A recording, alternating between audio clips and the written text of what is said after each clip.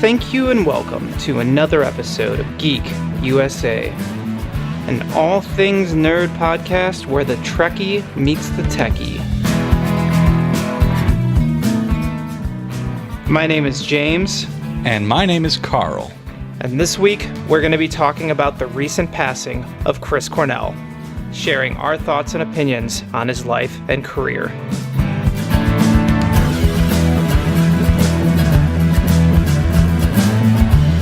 All right, so Carl, this week we are going to talk about a not-so-fun topic, and that is the recent passing of Chris Cornell. This news, we're taping this today, it's Sunday, so this news came out Thursday, and obviously since the initial headline that Chris Cornell had passed away at the age of 52, a ton of details have come out. Still stuff isn't really known, and I don't know how much of that we'll get into. I think we just kind of wanted to talk about him as a musician, but what are your initial thoughts? What were you thinking when you heard the news? I was bummed out. He was a productive guy. It wasn't like he didn't die like productive and young. He died well into his. I guess it's still young, but we're not talking like your Kurt Cobains or your Otis Reddings or anything like that. He at least had like, I don't know, he got at least past his 40s, right? And yes, he was still making music. He was still making solo music. He was still heavily involved, and he seemed, very like he spoke very well of the things that he did and his career. So he was one of those guys where like you never kind of wondered what he it's kind of like Freddie Mercury. Like when Freddie Mercury passed, it's like, well, we knew this person's contribution to music is kind of the same thing. I mean, I almost kind of feel like he kind of maybe might be this generation's like Freddie Mercury in a way, like he just like the supremely gifted vocalist.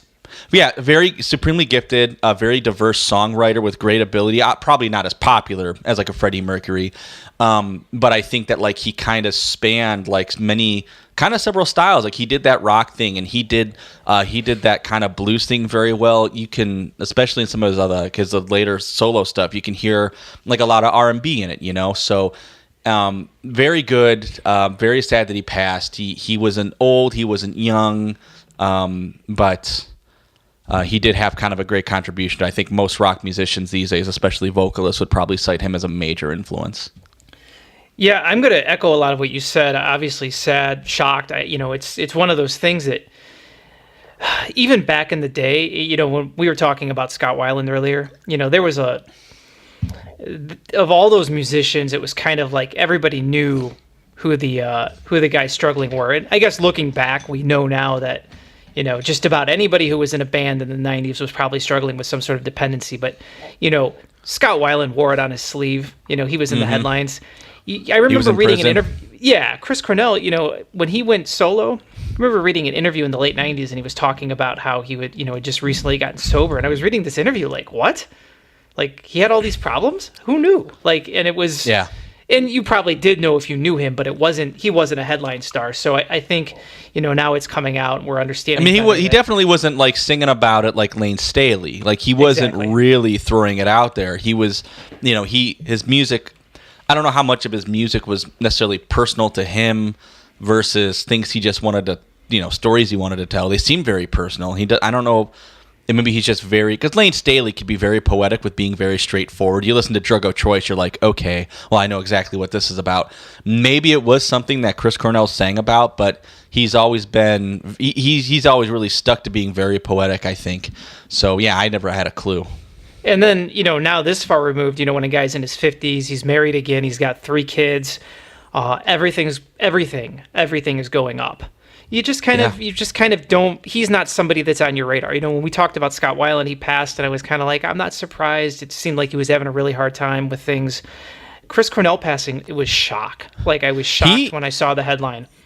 Yeah, he might have been bigger in this second part of his career than he was before, because I know people, like younger people, who were just listening to him because he was part of Audioslave, and then they loved him for that and everything onward, and they weren't necessarily like super huge Soundgarden fans, and obviously Soundgarden fans were big fans of his anyway. I think he might have picked up more fans. I think I'm willing to bet that some of his shows these days might have been just as big, if not bigger, than some of the ones that they did earlier.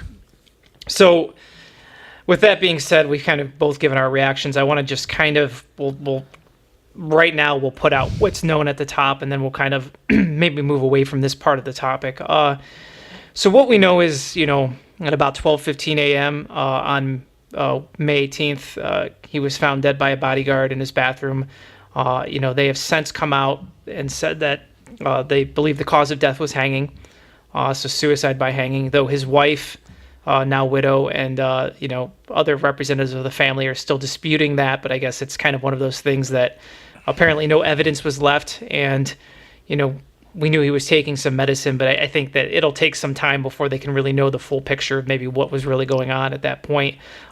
Coincidentally enough, just before this tragedy occurred, Soundgarden had just been on the stage hours earlier at the Fox Theater, and we're in the midst of a tour that was by all accounts going well. So there's been a ton of feedback from musicians that have known Chris Cornell. I don't think the band has released anything in terms of statements, but obviously everybody was shocked, and the outpouring from his peers, everybody from Richard Patrick from Filter to Mike McCready from Pearl Jam, just everybody you can think of that worked with him or toured with him has kind of cited that he was a super positive influence. I think Richard Patrick tweeted out that he saved his life, that he was in rehab in 2001 and was not really buying into the program, and they stuck him with Chris Cornell, and Chris Cornell was like, man, I'm really into this, and they kind of went through this whole process together, and he basically said, like, this guy saved my life. And Richard Patrick now is this beacon of recovery, and like talks about it constantly, and so it's just kind of crazy. Thoughts on all that? Yeah, I know that his career definitely was going well.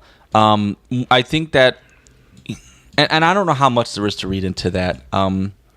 As far as like drugs go, and prescription drugs, I know that there was some information that he may have taken too many, or may have had a dependency on prescription drugs. I don't know how much that's true, and I try not to buy too much into that stuff, but since we're discussing it, we'll discuss the rumors too. But I just want to firmly say that I've not heard anything that he very firmly there specifically that I know he had a dependency on prescription drugs, or he was an addict. This was just recent rumors, but I think that you can have like a really positive life, and things can be going really well for you. And a lot of times I think your environment contributes to whether or not somebody wants to kill themselves. And I think that's pretty evident whenever we hear about suicides and people and how happy or sad they are. But drugs, especially very powerful prescription drugs, they can tend to, even in a positive person or a positive point in someone's life, tend to make people do things that maybe they wouldn't normally do. And a lot of these drugs, can get your noggin hooked pretty good. And you'll find tons of information as to how much chemical dependency on prescription drugs versus your environment helps and all that stuff. But I don't know if he was or not. I think that you can. It's a really good kind of a story, I think, for people to kind of dig into, because anybody who's having like a really good time, you really can get hooked on certain substances, and that can tend to derail, what's normally going good pretty quickly. So yeah, I heard the same things. He was having a really positive time, really good time. He was sending out really positive tweets about the shows that they were doing. But I guess you never really know what's going on in someone's life or in their head unless you're kind of in their shirt and their shoes. So it's sad to hear. And there's a really good article written by someone I think on a website called, was it Sound Lab? Mm-hmm. Yeah, so Jim, wrote an article on Sound Lab. You caught me on surprise here. And you got a it's a fantastic read. Obviously, we're not going to repeat it verbatim here, but it's on Sound Lab. You guys anybody listening should go check it out, and it kind of really goes over Cornell and his contribution to music in his career. But you got a really good line in there when you said that it's too young for a father, too young for a husband. What was the other one? There were three of them. It was far too young for a father. So it was too young for a friend, too young for a husband, and far too young for a father. He's got three kids, three young kids, and that really struck. At the end of the day, I think that the most important thing that people like us can kind of keep in mind at the end of the day, we're talking about someone that we really like musically and artistically, which I'm not going to say that doesn't mean something. but this is somebody's, father, a husband and friend and brother, things like that. So Yeah, no. Yeah, I'll tell that story really quick. So I woke up at 5 in the morning. So for those who don't know, soundblab.com is it's a music news website, right? But it's based out of England. So my editor, a lot of the communication, I don't even know what the time zone difference is, but it's always like I wake up and there's emails and stuff, from like 3 in the morning.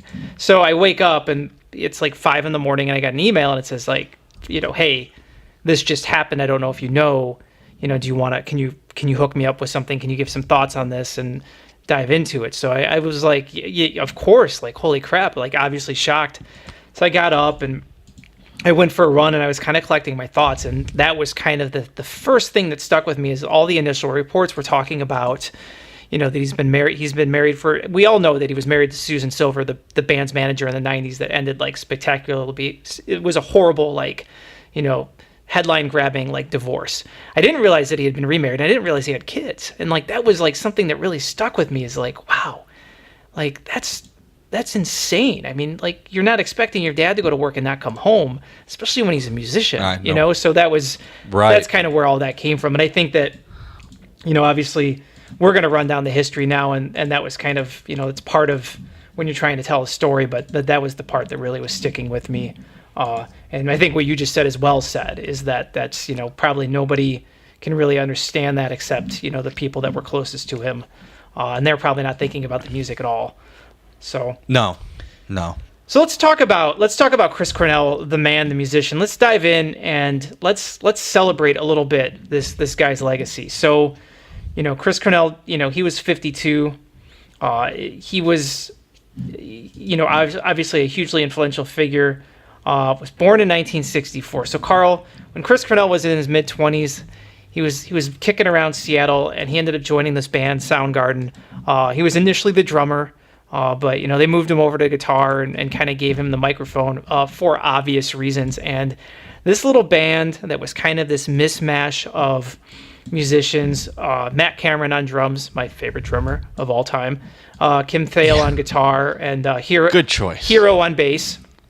They got together and they were kind of kicking up some dirt around town, and there was the Seattle scene, and anybody who knows that there's a lot of big bands that would kind of come to popularity in the early 90s, but it really took place in the mid to late 80s. And the cool thing about this scene is everybody kind of sounded different. And so you had Mother Love Bone, which would eventually become Pearl Jam. You had bands like Tad and the Screaming Trees. You had Nirvana.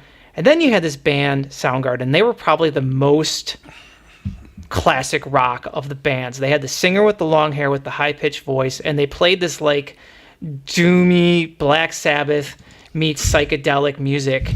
And their first album, which gets released on SST, Black Flag's label, is Ultra Omega OK. And they recorded and released it in 1988. And the record... it did enough and garnered enough success that they ended up getting a major label deal out of it, even though the band wasn't super thrilled with the results. Obviously, the big song off the record is Flower that everybody knows. They've been in their set the entire time. It's a pretty kick-ass record, kind of all over the place writing-wise. Everybody's kind of just writing songs and bringing them in. Any thoughts on Ultra Omega OK? Yeah, Ultra Omega OK, it's very raw sounding. Yeah. I'm not super familiar with it. I listened to it pretty heavily, I don't know, like a decade ago. It's not one that I run back to often. Mm-hmm. So it's good. I mean, Flower's a good tune, and it's worth a listen. Very raw sounding. It's very, very different than what would come closely to immediately after. But it's a good record. It's not my favorite, though. So the band kind of refines their sound a little bit, gets signed to A&M Records, and goes in the studio with none other than Terry Date to record Louder Than Love, which is released in 1989. Now, Louder Than Love is a lot more focused. Big song, hands all over the song Loud Love. It's still a band effort, but Chris Cornell really takes kind of control of things here. He contributes the majority of the tracks. Obviously, is writing all the lyrics now. Is kind of becoming more of a lyricist, is definitely becoming more of like the traditional frontman role. And Hero, the bassist, kind of grows to be not super into this kind of change, and he ends up leaving the fold. So the band is, got their major label debut and is looking for a replacement, who ends up being Ben Shepherd. But things are looking up. Awesome, by the way. Yes. So any thoughts on Yes. on Louder Than Love? I think this record is probably, if anybody who starts with Pearl Jam or with Soundgarden probably starts with Badmotorfinger, this would be the one I would say of the first two check out, because this one sounds awesome. Yeah. This one, I guess back in the early 90s, late 80s, for this kind of music, Ultra Mega OK at the time sounded really good. By Louder Than Love kind of makes Ultra Mega OK sound like a bunch of demos. Which it almost was in a way. Yeah. It really was, yeah. Ben Shepherd added a lot sonically, which we'll hear very, very shortly.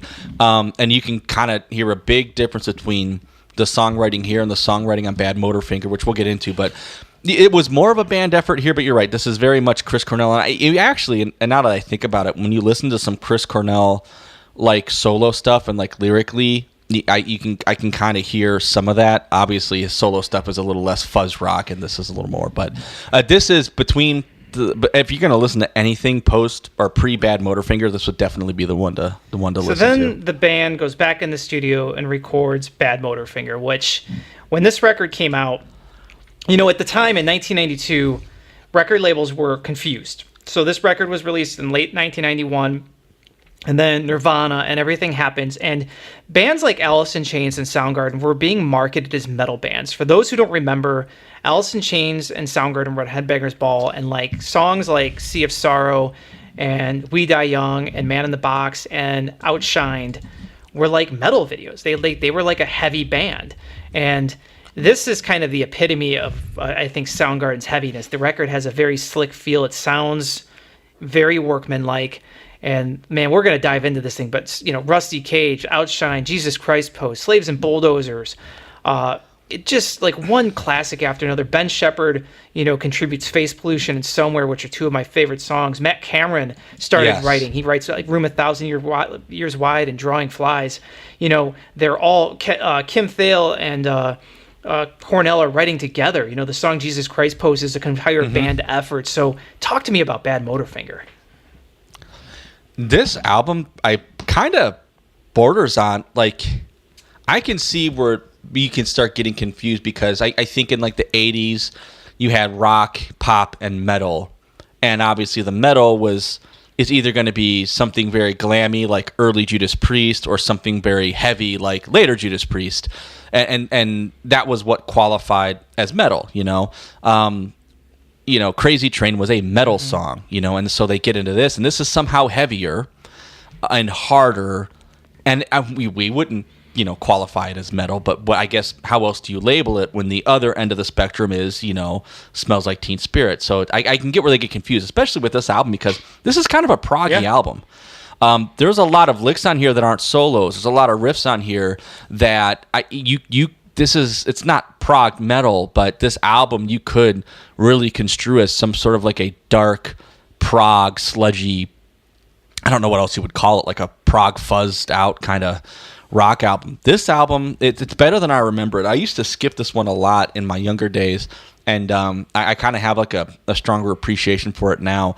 Room 1,000 Years Wide might be my favorite tune on here. It's pretty solid. Jesus Christ Pose. How long does Jesus Christ Pose go on before anything else except riffs happen? Exactly. I don't know, 2.5 minutes. It's fantastic. So, I think it's kind of unique among these early '90s rock albums in general, just because of the off-time nature and the prog nature of it. And it's the kind of thing that Korn tried, but then would run away from, for production and commercial reasons, and that Soundgarden did, and then they kind of just did again, and they didn't run away from it, which is kind of cool too. Yeah, I think what I love about Badmotorfinger is like the heavy elements of Louder Than Love are more focused. The riff that you hear in Outshined is just slams you in the face. The punk elements from Ultra Mega OK, like Drawing Flies and Face Pollution, it's almost like because it sounds better and it's better recorded, it hits you harder too. And then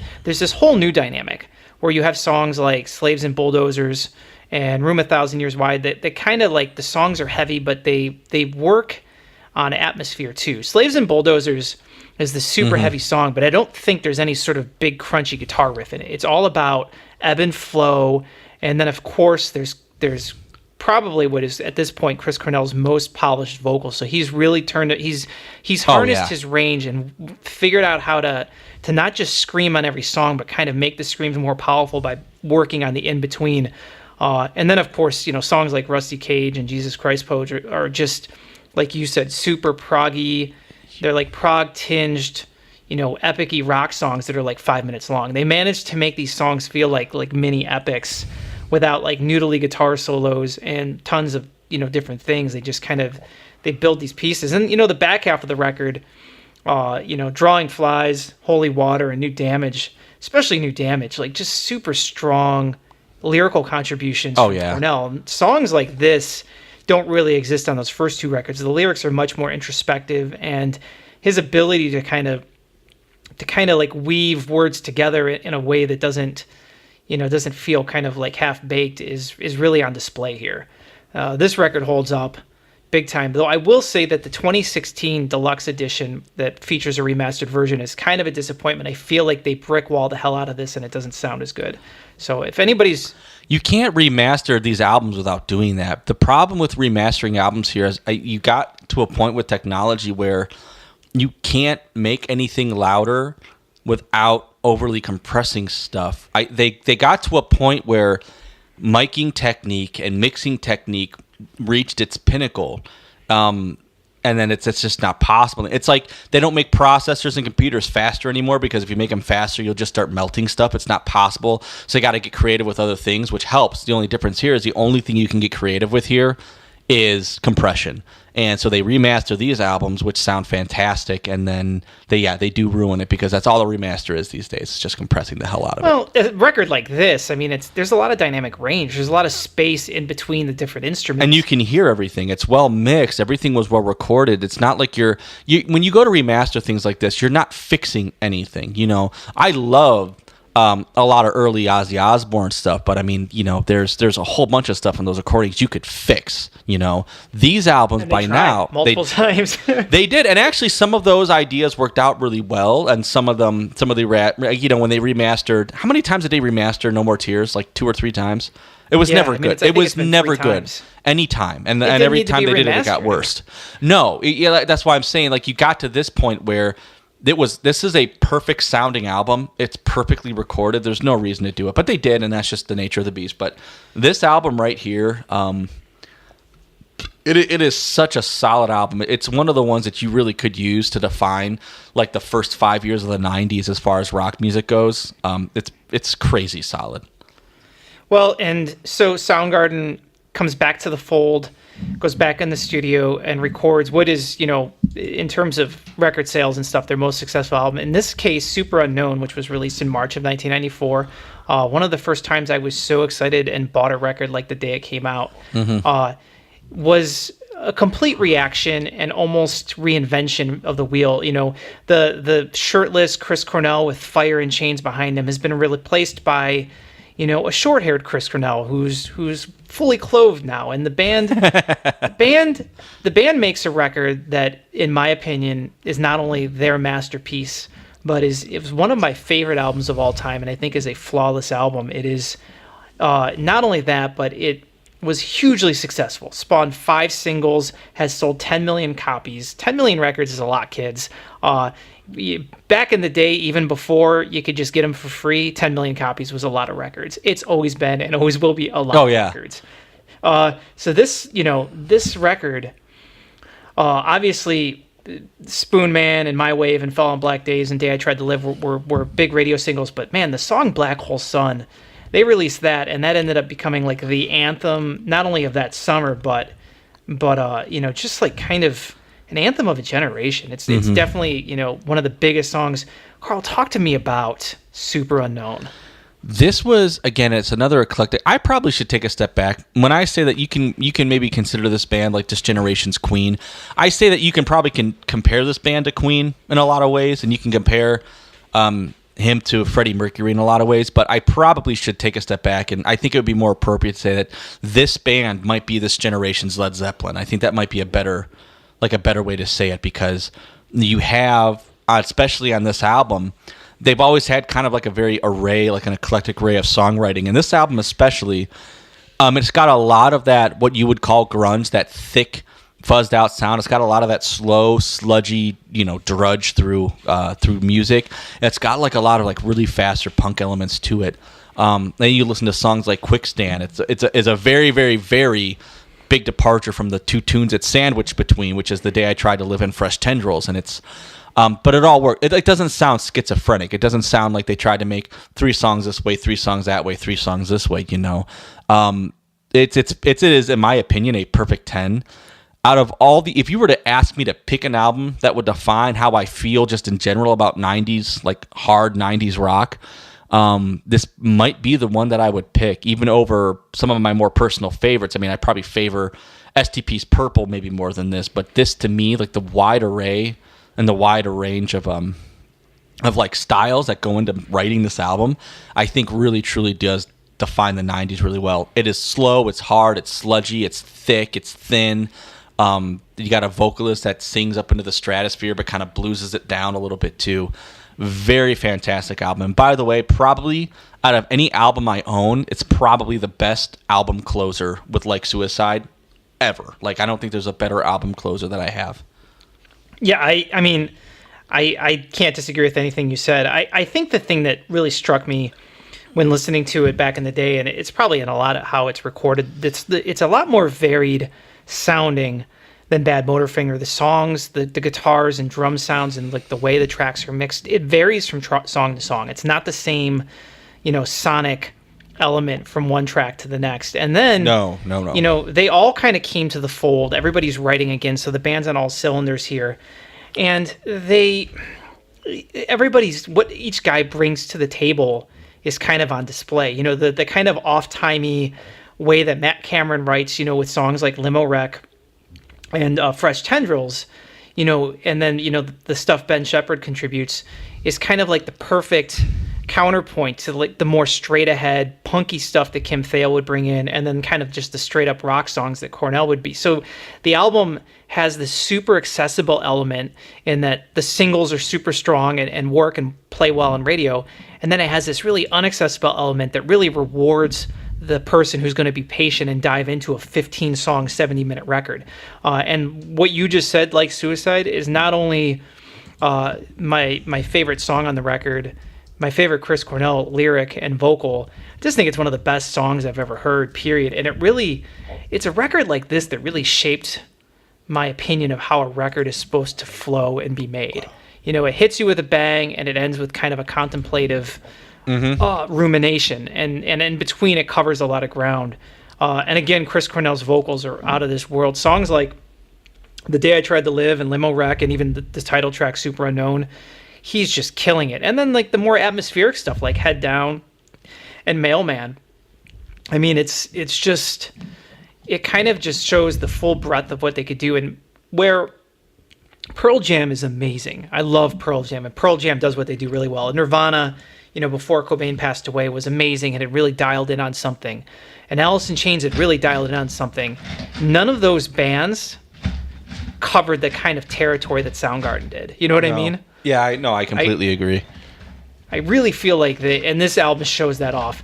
It's kind of interesting because I don't feel like when you read articles about the 90s, everybody throws out Nevermind or Pearl Jam's 10. You just don't hear Soundgarden mentioned always in the same breath. But bottom line is they sold a ton of records, and I think there's as much influence from this band as anybody else.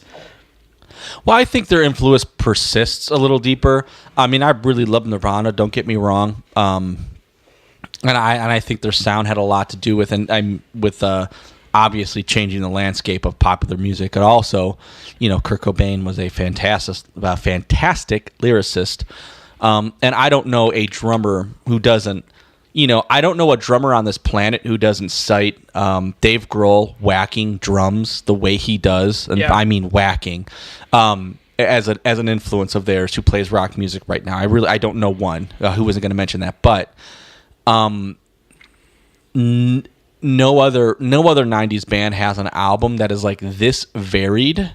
That just doesn't exist. And I don't necessarily know a personal musician who necessarily cites Super Unknown as like a big influence of their sound. I don't cite it as a huge influence in my sound either. I think that the two biggest things I copy are, Garbage and Stone Temple Pilots, and teach their own.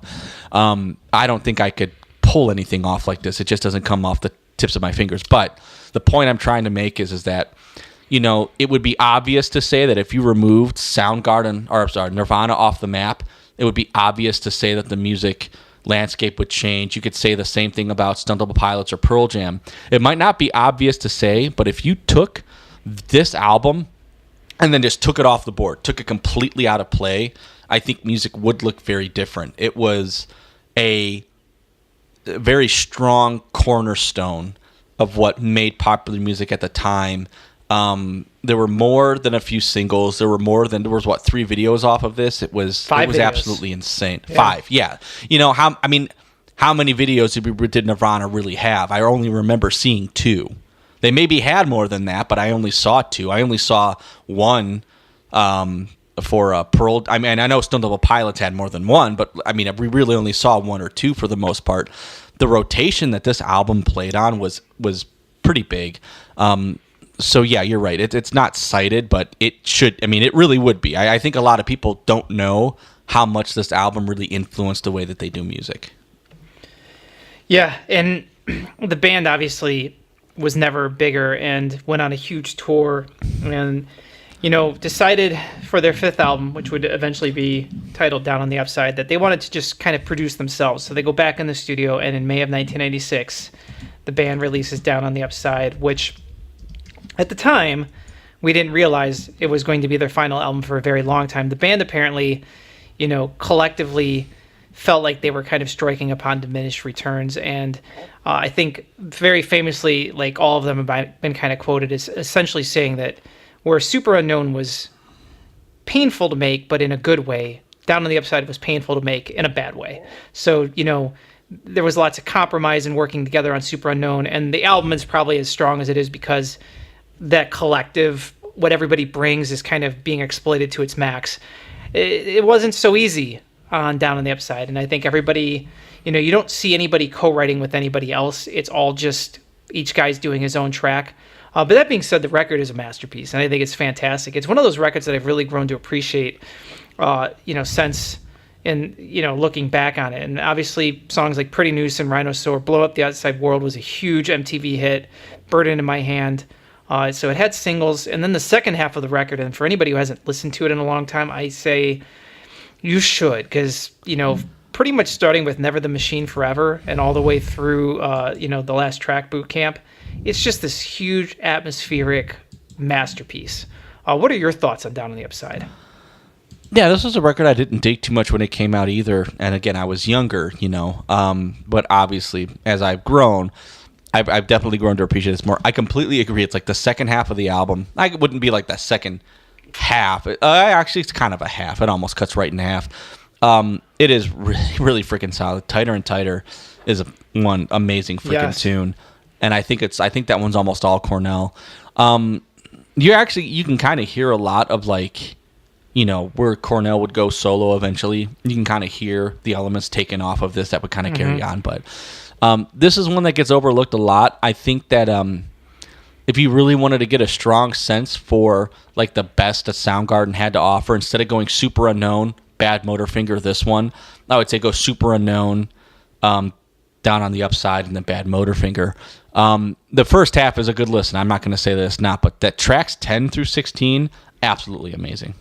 Well, and it just, I wonder how many people made it there, because you get all the singles up front. The band, obviously decided to go its own way. Were you bummed out when you found out Soundgarden broke up back in the day? I was. Because again, I'm entitled music fan, especially young entitled music fan. I wanted more. And by this time, I hadn't even been old enough to necessarily have an opportunity to see a lot of live bands. By the time Soundgarden broke up, I think that was about maybe a year, give it like a year or so when I would have really been getting out to see live music. Had my mom or my father been into seeing live music and they were to drag me to live shows, it was certainly in my youth wouldn't have been to things like this. And to be frank, neither of them were big, huge music fans anyway. So by the time I was old enough to start making money and say, well, I'm going to go see this band with my friends or that band with my friends, it would have been maybe a year after this. So I never really had an opportunity, really just on the album. So there were a lot of bands that broke up that I was like, just give it 1.5 more years and I maybe could have seen you live. And then by the time I finally did get a chance to see them live, I was old and my ears hurt and I didn't want to anymore. But yeah, I was pretty, I can't handle seeing Eric Church live. We saw Eric Church once, and halfway through the show, I didn't see it to see Eric Church, but he was there, and I literally couldn't hear the air around my head. And we sat in the parking lot for 30 minutes waiting for my hearing to come back because we didn't feel safe driving. It was just too damn loud. But yeah, pretty bummed out to hear that they broke up. That being said, what we would get after that with that first Cornell solo album was really good, man. It was really solid. And so you bring us to Euphoria Morning. So almost immediately, Cornell decides to work on a solo record, and Euphoria Morning comes out in 1997, and it is, yes, it was I remember at the time thinking, man, or not 1997, 1999, I'm sorry. I remember thinking at the time, like, if this is what he's going to do, I'm super into this. So, the single was Can't Change Me, but this album is atmospheric. It kind of... It's kind of like when you think of the song Seasons from the Singles soundtrack. That's a really good kind of touching point for this record. He essentially makes this super moody masterpiece. I think the only misstep might be the song Mission, because I think it's kind of a lame song. But tracks like Pillow of Your Bones and Steel Rain, like, it's just a super strong, haunting record. Chris Cornell basically, channels, I think, his element of Soundgarden perfectly on this album. Are you a fan of Euphoria Morning? It's one of the best, especially from an artist who made their name with such a band effort type of a band. It wasn't like that this band was like, Cornell and the guys, it wasn't like something like that. It was very much a band effort for those guys to kind of do their own solo album, and then the first one be this good. Is amazing. I mean, Cantrell was like probably the primary musical songwriter, with Alice in Chains, and his first solo effort was all over the map, but it was good, but it wasn't like this good, This here was like a first solo. Yeah. This one isn't just, it's focused and it's amazing and it's a solid listen. It's not even something that I would say it's good for a solo guy's album. No, I mean, it's really freaking good. I mean, maybe with the exception of one or two tracks that don't float my boat that much. It's amazing album. Very moody, like you said, very atmospheric. Not big, heavy rock, but somehow, it still manages to be dark and it still manages to be something that, like, once you hear this album and you go back and listen to Soundgarden, you're like, all right, now I can really hear where Chris Cornell brought this theme to, like, the music. It's amazing.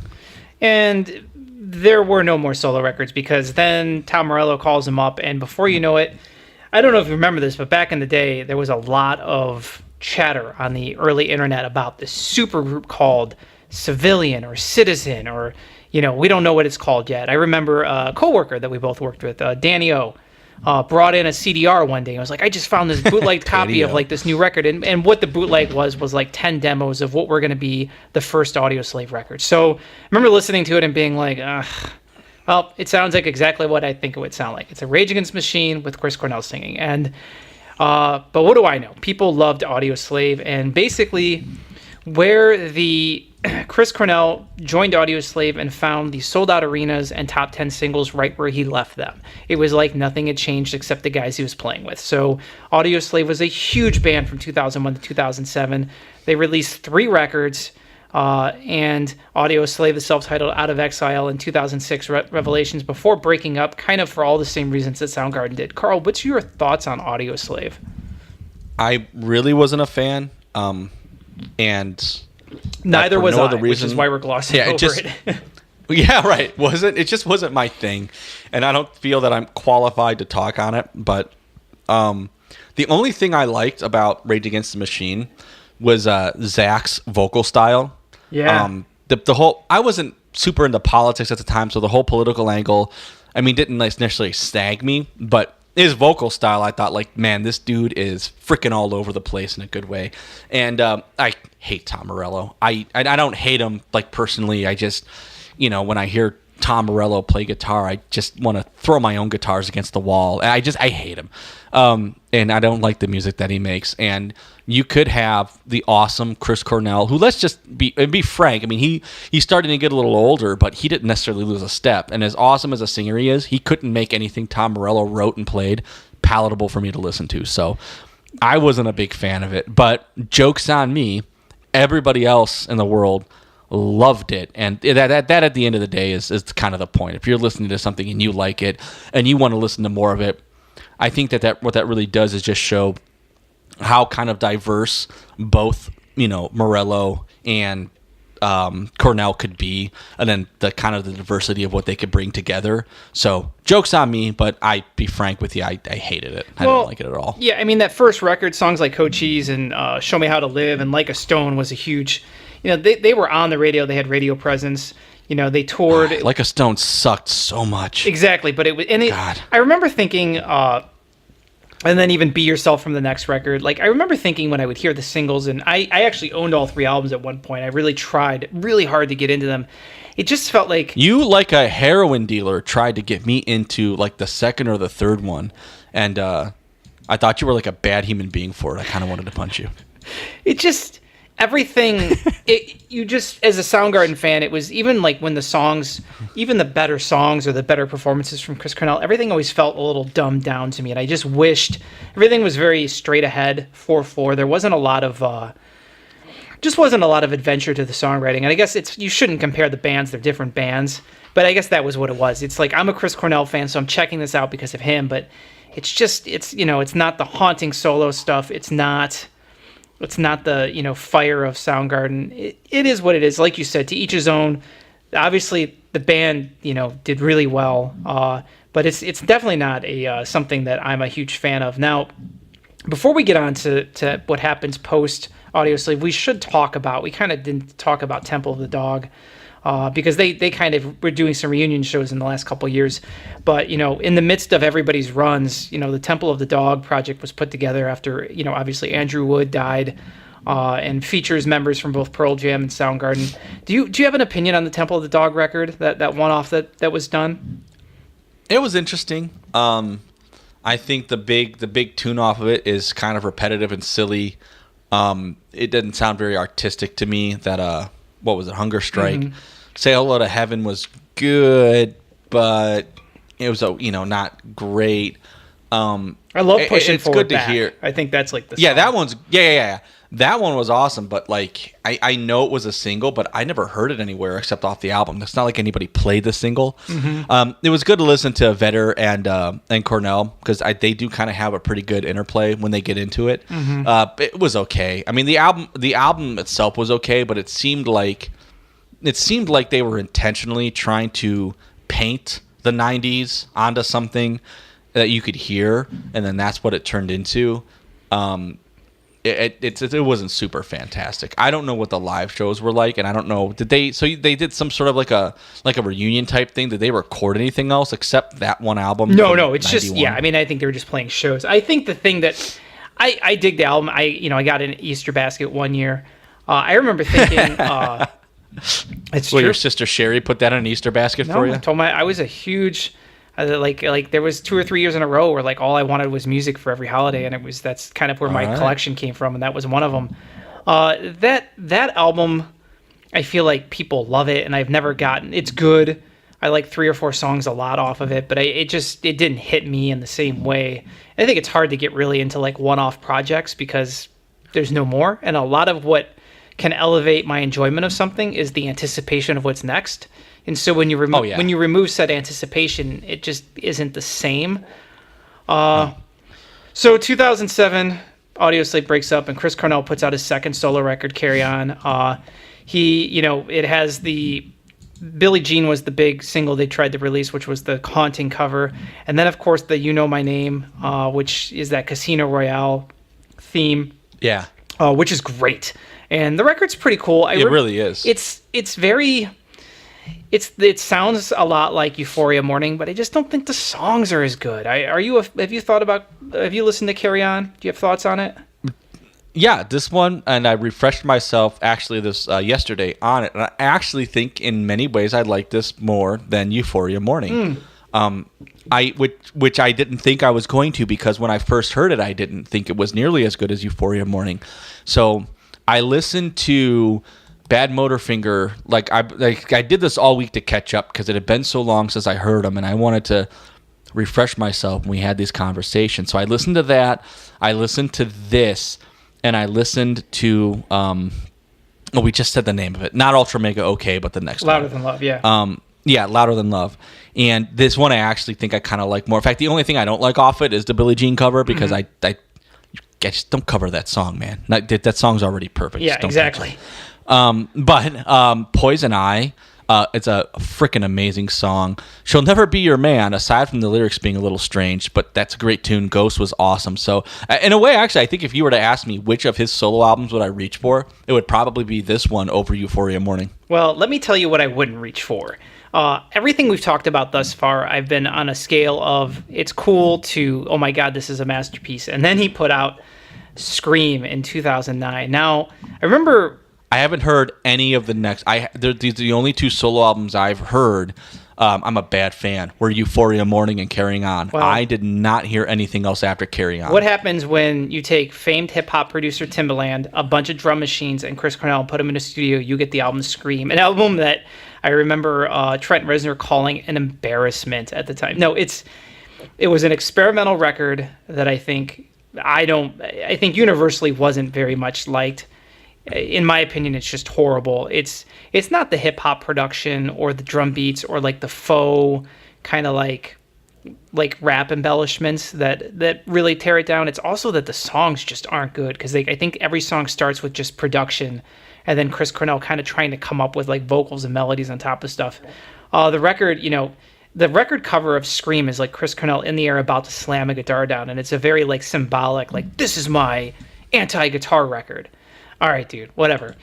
At the time, I was so bummed. It was so bad, but it didn't really matter, because before you knew it, Chris Cornell and Soundgarden were talking about making a record. Like, they put out this Telephantasm like collection, and then they put out a live record from back in the day, and then they were in the studio, and then they were working, and then it was like, oh my God, this band's really gonna get back together. Like, I cannot freaking wait. And let me tell you, Carl, 2012's King Animal, while not a slam dunk, was a very, very welcome return from a band that I missed more than I even realized. A lot of stuff was going on in my life in 2012, and this record came out, and it was just nice to have an old friend back in the mix. And I think it's a front-heavy album. I think it's probably stronger on the front half than the back half, and the back half of the album kind of feels like a little bit more Chris Cornell solo-ish, a lot of Cornell songs in the back half. But this is a great album. What are your thoughts on King Animal? I liked it. I didn't hear. I honestly, to be completely frank with you, I haven't heard a ton of it. I kind of skimmed through it and didn't necessarily like. I wasn't like a huge fan of it. I probably should go back into and kind of like do a re-listen to it, and I didn't have time to do it this week. But it was okay. It wasn't. It just made me want to listen to Down on the Upside and Super Unknown again, just to be frank with you. Well, and that's always the hard part. It was good. It seemed like to me, because again, I don't think it didn't sound like it. You tell me, because you're kind of the smart one here, but it kind of felt to me a lot like, not sonically, but Down on the Upside, in that you had these people who do these ones who do this song, and this guy who does that type of song, and they all did their song and put it on the album. It didn't sound much like the whole band effort type thing. The live performances I saw from them doing everything around this time were fantastic. Cornell really got his voice back. Yeah. Oh yeah, he really did. This was good. It just to me wasn't super fantastic. Well, I think the front half of the record, so like the opening salvo of like Been Away Too Long, Non-State Actor, By Crooked Steps, 1,000 Days Before, Blood on the Valley Floor, and Bones of Birds. Like those 6 songs, Like if that had just been an EP, I would have told you it might be the best thing they've like those 6 songs are amazing. Right. By the time I get to Terry, I'm like, or Tare or whatever. Tari, and then it's the songs feel more watered down in the second half, and they're very, you got 3 or 4 Cornell songs like right in a row, and it kind of kills it for me. I think the end of the album, like with Eyelids, Mouth, and Rowing, are both kind of weaker tracks. So I find myself when I'm listening to it, by the time I get to like track 7 or 8, I'm kind of like, okay. I've listened to what I wanted to hear. So it's not like, I'm not going to say it's the best thing ever, but the idea of this record was, I can't wait to hear what they do next. And I think that, we'll get back to that in a second, is kind of the bummer of this whole thing that occurred last week. The final record in Chris Cornell's, discography is Higher Truth, the record he put out in 2015. This record is in similar vein to the first 2. It covers a lot of ground in that there's a lot of songs. It's mostly acoustic, but I think like some really strong songs. I nearly forgot My Broken Heart was a huge single. Dead Wishes, Worried Moon, Murder of Blue Skies, kind of like a lot of cool haunting stuff. I think there isn't like that 1 or 2 songs that just like grabs you and says like this is something that like he's always going to have as set for the rest of his life, but. I listened to this again last week, and I still feel like there's something missing. It's probably my 3rd favorite solo record, but it's good. Have you listened to Higher Truth, or you just said you kind of stopped right at Scream? Good for you.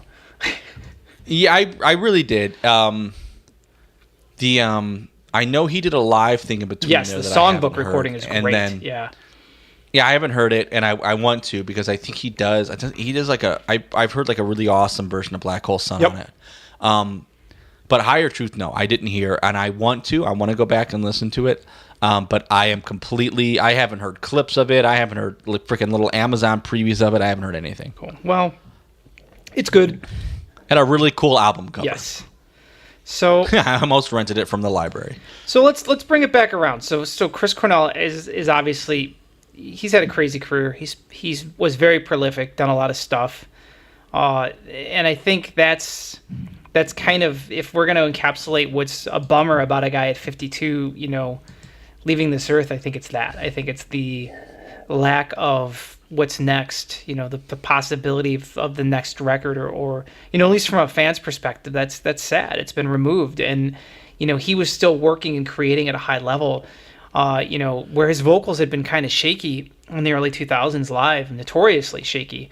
I think he really cleaned himself up, and he was sounding good. I've seen some live clips of, even from Soundgarden stuff, like playing Slaves and Bulldozers live, and I'm like, holy shit, like he's almost there. He's almost doing it like it is on record.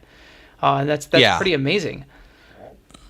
I think that's where you come out, like where musicians' heads. I don't want to tell somebody where their head should be at, but I've known people who when Lane Staley died or Kurt Cobain died, kind of took it personally, like that was their own personal friend or something, and it was just kind of unhealthy.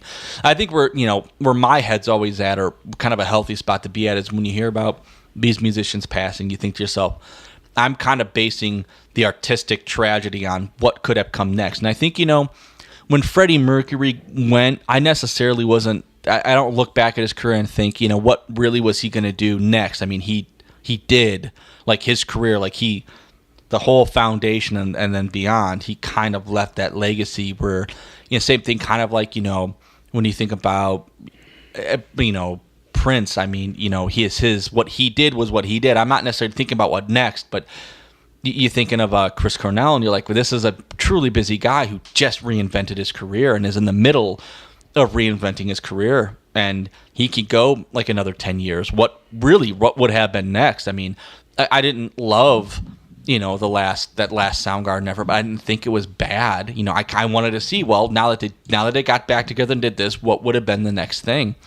And that's, I think, kind of from an artistic or a fan or a musical standpoint, that's really what I want to know, and that's what I think it makes this the most tragic is, this guy has his Robert Downey Jr. moment, like he's coming back, man. Not that he went to, anywhere in a dark place, but you get the second win that a lot of people with their careers don't get, and that's always the sad part is like I wanted to hear that next album because I wanted to know where he was going to go with it. Yeah, I echo everything you said. So, any final thoughts on the passing of Chris Cornell that you'd like to share?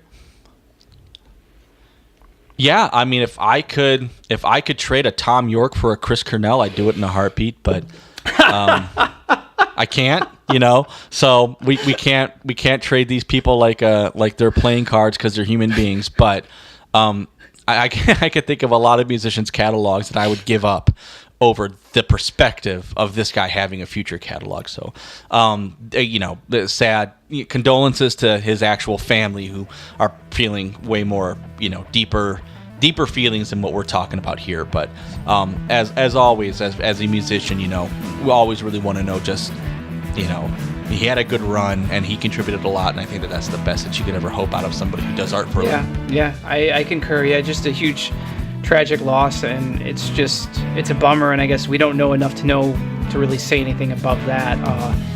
But regardless of the circumstances, it's sad, especially for his friends and family. So, obviously, rest in peace, Chris.